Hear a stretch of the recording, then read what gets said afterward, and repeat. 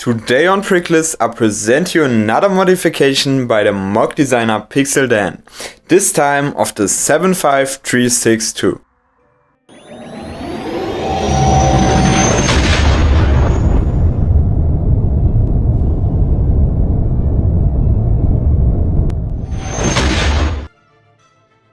The 75362, the Ashoka T-6 Shuttle, makes an unexpected but welcome return with the launch of the Ashoka series. We first got the shuttle in the Clone Wars variant back in 2011 along with 4 minifigures, and this one consisted out of 389 parts back then and had a retail price of $50.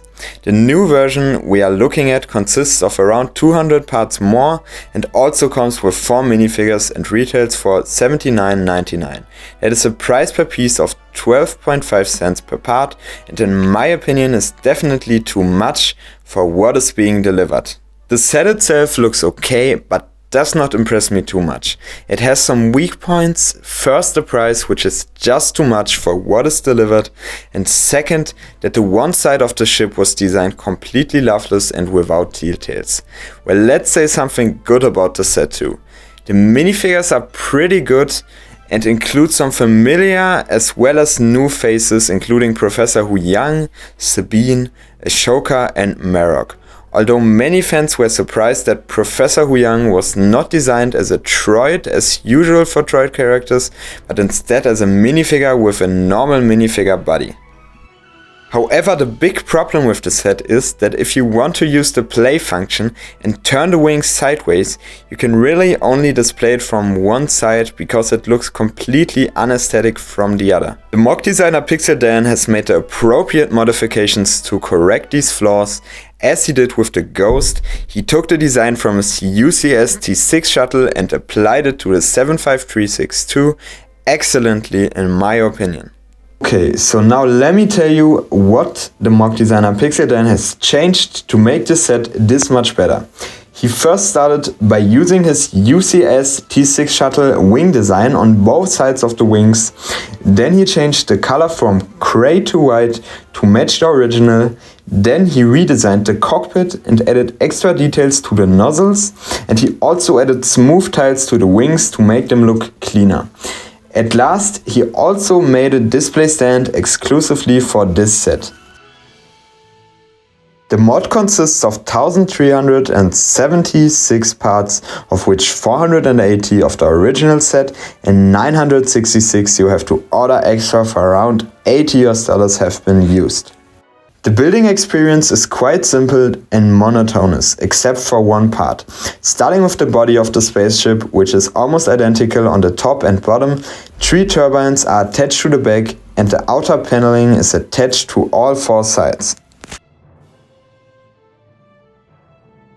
Then we come to the framework of the wings. Here a very interesting building technique is used in which you stack these 2x2 plates several times on top of each other and then cover them at the ends with some gray detailing. Let's continue with the wings. Here we have 4 pieces which are completely identical in design and are built 2 times in a row for each side. Here we see the monotony of the construction I was talking about before. When we have all 4 wings ready, they are immediately attached to the framework.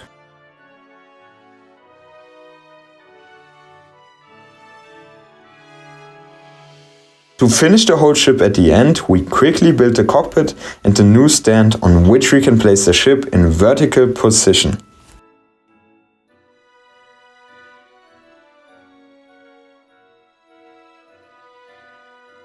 Now let's have a look at the finished ship in detail, starting with the body. Here I show you first the original design from the manual so you have a better comparison. What is immediately noticeable is that the body of the new model is much more rounded and well formed. But above all, you can see the effect of the color change from gray to white. The 2 cargo holds of the ship can still be opened and these remain unchanged in terms of building.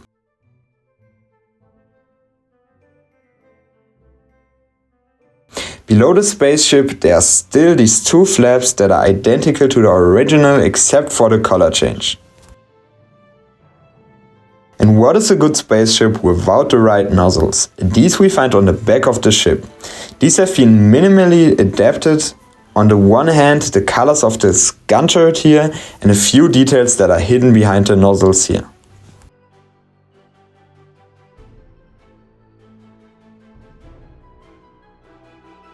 Moving on to the cockpit, here the underbite has been removed and a few small enhancements have been made which make for an amazingly detailed impression.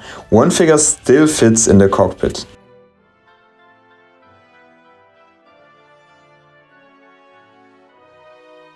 And with that we move on to the biggest change. This has taken place on the wings. As briefly mentioned earlier, these were only decorated from one side in the original model. The new look, inspired by Pixel Dan's UCS variant of the T-6 Shuttle, tackles this flaw. By changing the wings and the overall design, Pixel Dan creates a display-worthy model that can compete with even the most beautiful ships.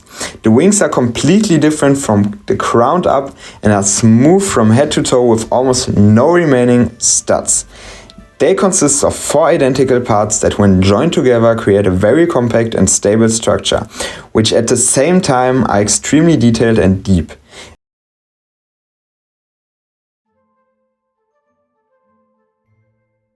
In the middle there's a grey line which is supposed to be Technic lining, creating a wonderful color difference between the wings and the center.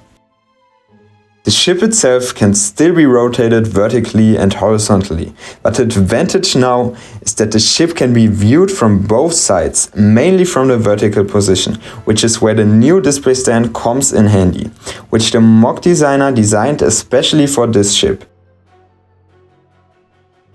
It has a small hole inside the wing structure integrated so that we can easily place the ship on the stand. Another cool detail is that the display stand provides space for the 4 included minifigures so you can place them on it at will. Now we have reached the end. Hopefully you had fun with the video and I could bring you the modifications a little closer. With the display stand in conjunction with the clean look, by adding tiling all around the ship, the set has the appearance of a small UCS model and looks outstanding in your shelf. Leave a like and a subscription if you liked the video, and I look forward as always to the next video. That's it today on Bricklas. Bye.